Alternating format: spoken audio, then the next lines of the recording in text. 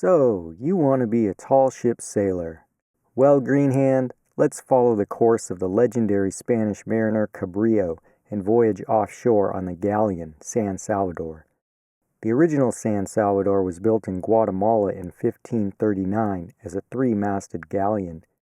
The new San Salvador was built as an accurate reimagining of the historic ship, partially by myself, so of course the construction is sound.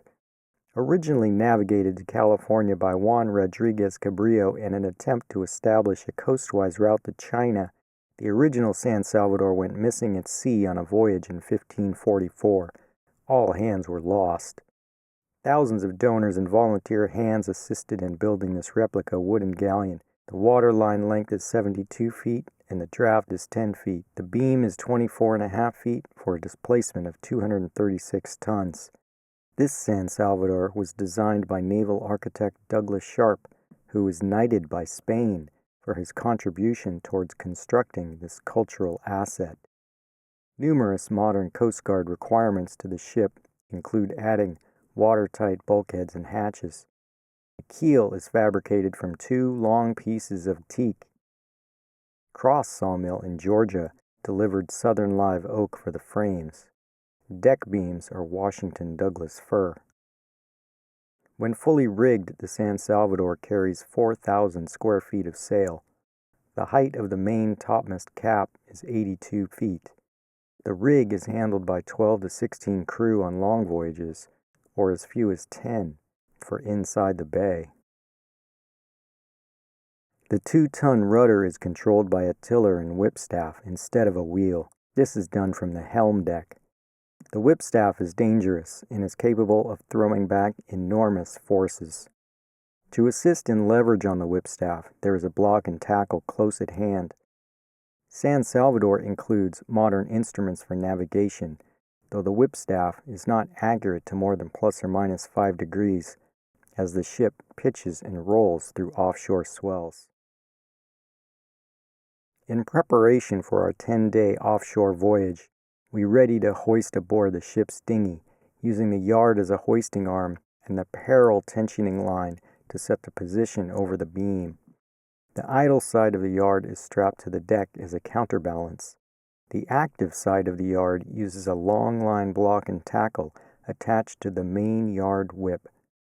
The whip is the utility line at the mainmast. The dinghy is brought alongside and the bridle is tied on. Even with the tackle ratio, the load is heavy and many strong hands are needed to hoist. This inflatable dinghy might seem incongruous to a wooden ship, but it offers better utility and is easier to stow than a wooden dinghy.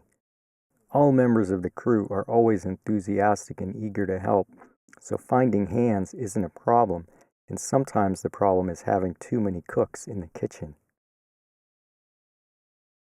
Here, one of the life jackets decides to attempt deserting, but is quickly spotted and brought back aboard by the crew. This MOB exercise successfully recovered the scallywag and brought him back aboard, a bit soggy, yet fit to work on deck again. On this ship, the bulwarks are high, so the main risk of going overboard occurs at the foredeck or poop deck, not on the main deck. The first leg of our voyage departs San Diego Bay, past Point Loma, and bears on the rum line to Avalon. Cabrillo's fleet in 1542 consisted of 3 vessels, with the San Salvador as the largest. They voyaged into San Diego Bay, then out and onto the Channel Islands, where Cabrillo met his fate. We navigate using the chart plotter and compass. The San Salvador is finicky to steer. The captain directs the helmsman from on deck, shouting his orders to the helm deck. "Rudder right, 10 degrees. The helm deck always responds with acknowledgement. "Rudder right, 10 degrees aye." The helm always uses the term right and left to match the direction of the whipstaff, not port and starboard. The whipstaff has a significant amount of play and slop. It bounces strongly and force is required to maintain the proper heading. The helmsman's shift usually lasts 30 minutes to an hour. It is both mentally and physically taxing. There's ample time to experiment with ways to leverage the whipstaff to bring it to bear, while at all times keeping an eye on the compass. Some helmsmen prefer to stand to the side of the whipstaff and use body weight to lean into it. Looking forward over the deck provides little line of sight for viewing any obstacles ahead. It is advisable to keep 2 hands or 2 strong points of contact on the whipstaff at all times. Using the body as a lever also works to keep the whipstaff under control, but still, keep a disposable grip in case the whipstaff gives back a large kick. Alertness is always required in case the captain calls for a mark of the course.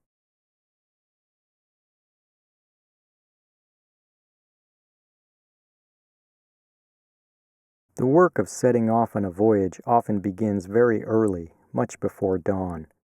After a few hours of being underway, the crew are happy to finally settle in for the long haul and relax. The on-watch crew continues to rotate through the decks of the ship, looking for hazards or given assignments. Being on watch provides ample time to stare into the sea and into the horizon. Today's horizon is gray. It is a blank slate, much like the first day of a voyage. The future offers uncertainty at sea, adventures to be lived through the work on this ship. We are relaxed, yet always alert on watch. Our origin can no longer be seen, our surroundings are hidden, and our destination is a hope. The synergy of the crew is also an unsealed mystery, to be discovered. Dinner is served by the cook, and rations are copious. We follow the rum line into the sunset. Long after midnight will be all hands on deck in order to anchor at Avalon. At 2 a.m., we exhaustedly fall into our berths, rising again for an early watch assignment, which is rewarded with both the sunrise and the setting full moon. This is Catalina, our first successful destination, our first successful anchorage. A call is made to ready the dinghy for a shore party, for those who want to touch land. But no one wants to go. All the sailors want to stay with the ship. This vessel is our destination. The ship becomes quiet at anchor. The crew rests or takes up small activities. These crew who have been trained to be constantly busy are now purposely idle. Here is a good opportunity to practice sewing skills by tailoring a crew shirt and fashioning a new utility belt for climbing aloft. Sailors often earn spending money by sewing small bits for sale ashore. The captain, however, is never idle. He's busy charting a new course to avoid an upcoming storm. Soon we will free the mooring and make way. Unlike Cabrillo, we leave the islands behind by motoring to the north end of Catalina, where the wind will fill in. A small craft advisory is indicated. The day is promising. We turn northeast away from Catalina and prepare to set sail.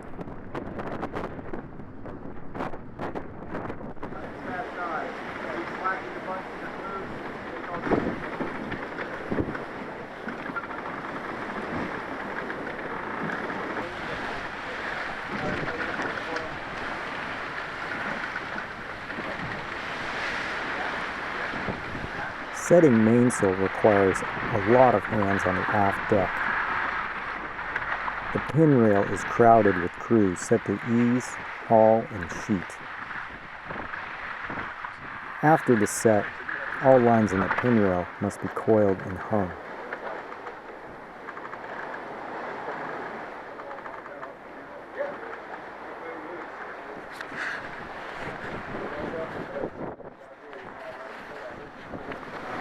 We sailed sprightly to Paradise Cove.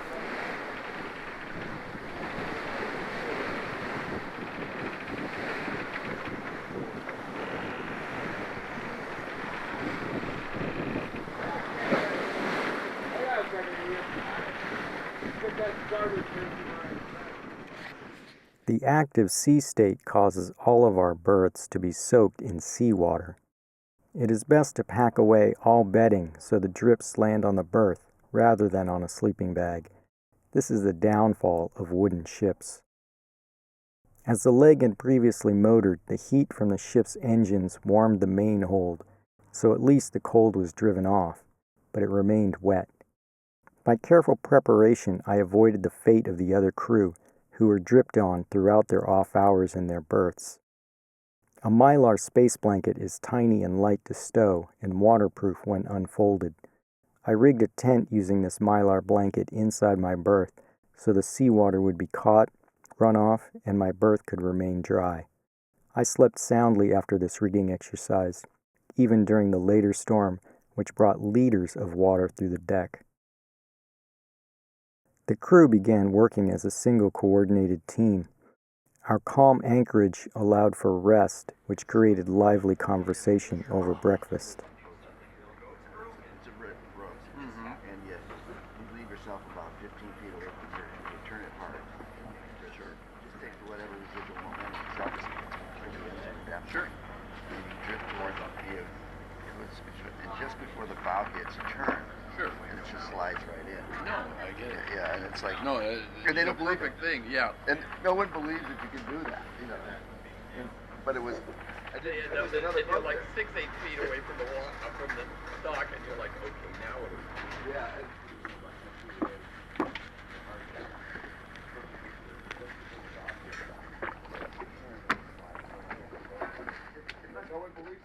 We are settling into this lifestyle at sea.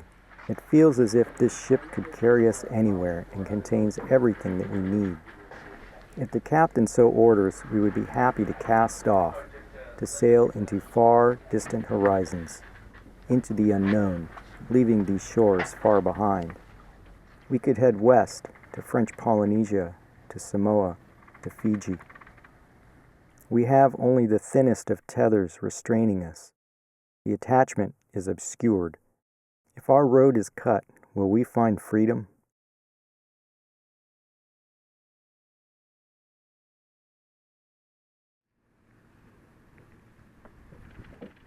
The mate directs the capstan to be rigged for hauling anchor and getting underway. The captain has ordered we are to sail north. We set to haul the 500-pound bower anchor. The bars are inserted into the gypsy to make the capstan whole. The anchor is set with an anchor buoy. To weigh anchor, the captain approaches the anchor buoy while hands take up slack from the anchor line.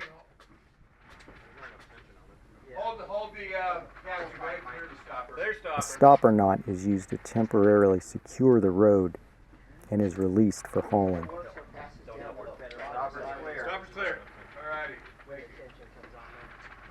A higher step. Well, it's still not too much further. We can pass it on the bottom side of that thing there. Yeah. Because right now it leads down. So hang on a second. Hold the capstan. All right, continue, capstan.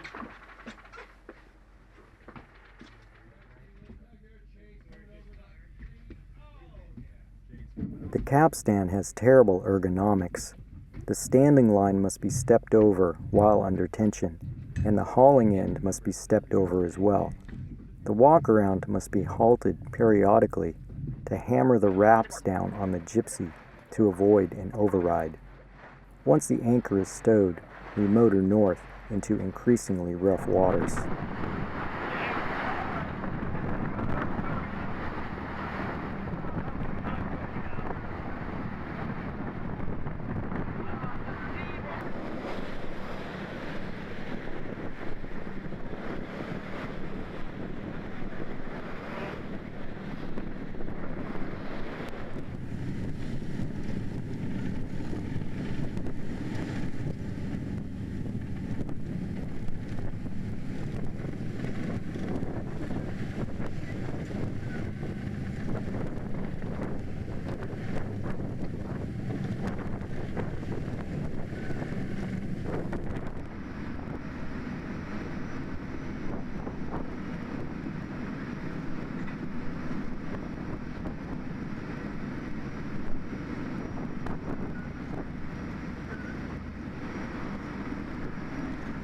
As we near our destination port, the natives paddle past in outrigger canoes.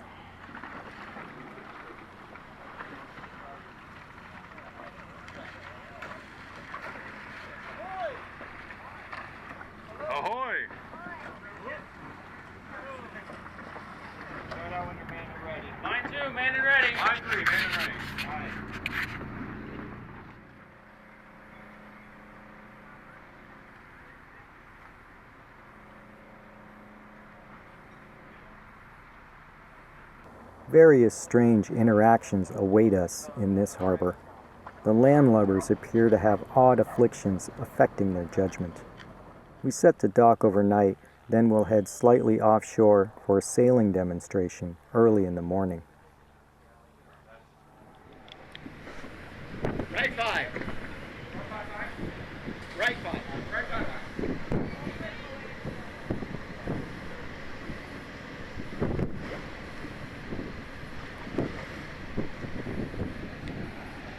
Midships.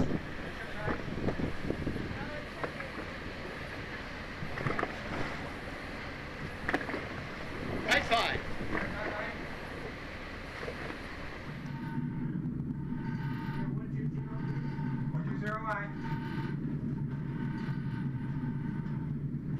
The helmsman at his station underway has very little visibility of anything other than the aft deck.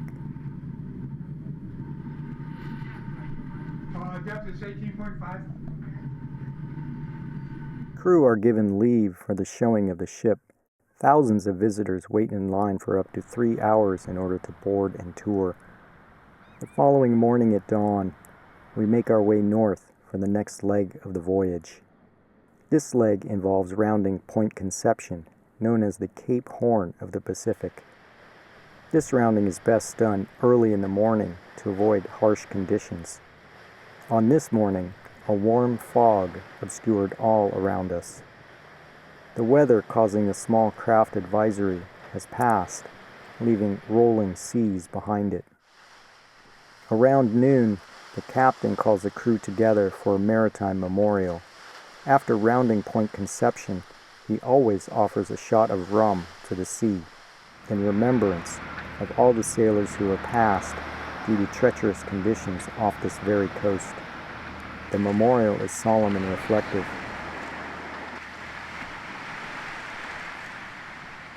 The fog continues to hold throughout the day. Navigation without a clock and compass in these conditions would be incredibly difficult. Seas continue to build against the beam.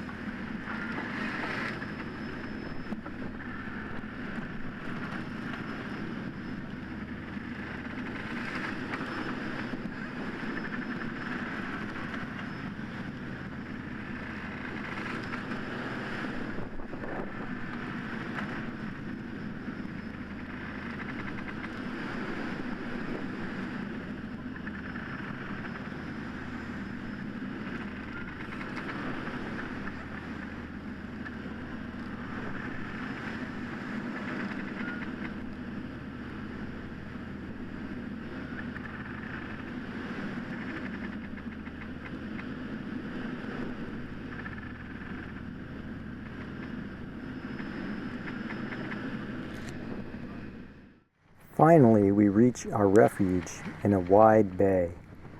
This bay is one of the few safe havens along this part of the Pacific coast.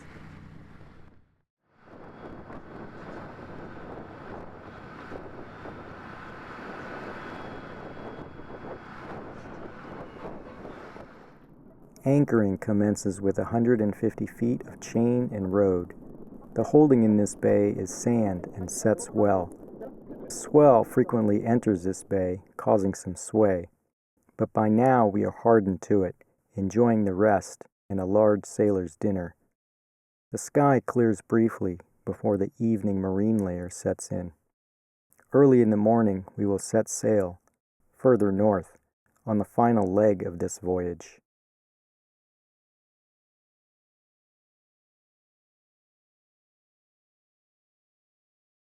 Along the way, we are paralleled by a steady train of humpback whales migrating north. Perhaps Cabrillo himself used the whales as an inspiration or as a guide on his longest voyage, which extended far north to the Pacific coast off of Oregon.